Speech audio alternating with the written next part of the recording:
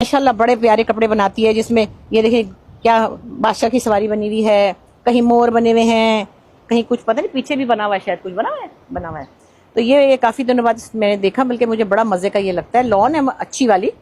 अब तो ये पिछले साल का स्टॉक है, पता नहीं बना रही है नहीं बना रही, कुछ ना कुछ नया बनाती रहती है माशाल्लाह से। मेरी बहन है बड़ी टैलेंटेड और बहुत ही हिम्मत वाली है, बहुत हिम्मत वाली है माशाल्लाह। उसको अल्लाह ताला जिंदगी हिम्मत दे, सेहत दे, आप उसके लिए दुआ किया करें। चलें डॉल्मेन मॉल चलते हैं, आ जाए।